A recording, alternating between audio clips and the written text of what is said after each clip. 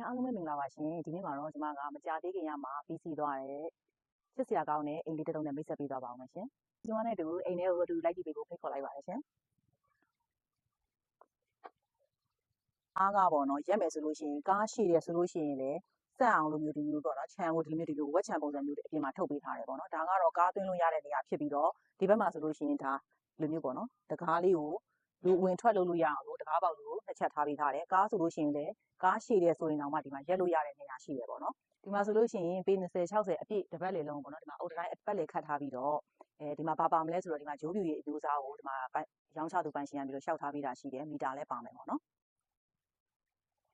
အိမ်ကလမ်းလေဘက်တက်ကိုအများကြီးနှင်ပြီးစောက်ထားပြီးတော့ဒီမှာပေါ့နော်ဒီမှာတကားတွေဆိုလို့ရှိရင်လည်းဒီလိုခိုင်ခန့်လှတဲ့တကားဒီအလူမီနီယံတကားလေးတွေတက်ဆင်ပေးထားတာတွေ့ရတယ်ဒီမှာဆိုလို့ရှိရင်လည်းအိမ်ပတင်းပေါက်တွေအားလုံးကိုတန်ပန်းလေးအပြည့်တက်ဆင်ထားပေးတာဖြစ်တယ်ပေါ့နော်ဒါဆိုအိမ်ထဲကိုလိုက်ပြီးကြည့်ရအောင်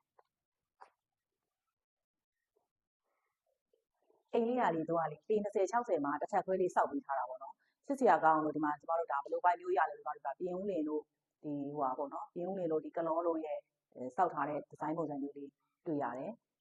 အိမ်ထဲကိုဝင်ချင်းမှာပဲဒီ height ကလည်းတော်တော်မြင့်ပြီးတော့ air gun လည်းကျယ်တယ်ပြီးတော့ဒီမှာပတင်းပေါက်တွေကလည်းကျယ်ပြီးတော့မြင့်မြင့်လေးထားပေးထားတာဖြစ်တဲ့အတွက်အလင်းရောင်နဲ့လေဝင်လေထွက်ကတော်တော်ကောင်းတယ်ပေါ့နော်အိမ်ကဆိုတော့ဒါဆိုအထက်ကိုသွားပြီးတော့ကြည့်ကြည့်အောင်မယ်အဲ့တော့အခန်းခွက်တစ်ခန်းပါဝင်သွားမှာဖြစ်ပြီးတော့ဒီလိုမျိုးရှောက်လန်းလေးနဲ့ကျယ်နေပေါ့နော်ဒါကတော့အောက်ထပ်ရဲ့ single bedroom လေးပဲဖြစ်ပါတယ်ရှင်ဒီနေရာမှာရှောက်လန်းလေးနဲ့ကျယ်တဲ့ခါကျတော့ကျွန်တော်ဒီမှာဒါသမင်းစပွဲတွေ4000စပွဲတွေထားဖို့နေရာလေးလည်းရှိတယ်ပေါ့နော်ဒီဘက်ကတော့ဒါ kitchen လေးပါ kitchen ဆိုလို့ရှိရင်လည်းကြွေခင်းကြွေကတ်ထားပြီးသားမိဖို့စံနေအားလုံးလည်းလုပ်ထားပြီးသားပေါ့နော်တသက်ရရလေးနဲ့တကယ်ကိုကြည့်ကြည့်လေးနဲ့တကယ်ချစ်စရာကောင်းတဲ့အိမ်လေးပါဒါတော့အောက်ထပ်ရဲ့ရေချိုးကန်အိမ်သားလေးပေါ့နော်အိမ်လုံးမှာဒီဘာကိုတွေ့ရလဲဆိုတော့လေ safe side ဖြစ်အောင်တော်တော်လုပ်ထားတာကိုတွေ့ရတယ်။အုတ်တိုင်းပက်လေခတ်ထားတဲ့အပြင်မှာတအိမ်လုံးနဲ့တန်ပန်းအပြည့်တက်ဆင်ထားတယ်။ပြီးတော့နောက်တစ်ချက်ကကြတော့ဒီမှာပေါ့နော်ဒီမှာနောက်ထွက်ကိုဒီလိုမျိုးလေဟာလည်းလုပ်ထားပဲလေလို့အလုံးပိတ်ပေါ့နော်စမ်းရှိတ်ကိုတန်ပန်းအားလုံးအပြည့်လုပ်ပေးထားတာဖြစ်တဲ့အတွက်ဒီနောက်မှာအဝတ်စားတန်းတာတို့နောက်ဒီရေသုံးမဲ့ရေအကျန်းသုံးမှာတော့ဆိုလဲအဆင်ပြေတယ်နောက်ဒီတချို့ပစ္စည်းတွေပေါ့နော်ကိုတောင်ဝဲဟောက်ပုံစံမျိုးလေးတွေဒီမှာသုံးလို့ရတယ်ဒီနောက်ပေးရလေပစ္စည်းအတူစားလေးထားလို့ရတဲ့နေရာလေးပေါ့နော်အလုံးလေးလုပ်ထားပေးတာဖြစ်တဲ့အတွက်မိုးလုံးလေးလုံးလေးထားလို့ရပါတယ်တို့အပေါ်တန်းလေးသွားကြည့်မယ်နော်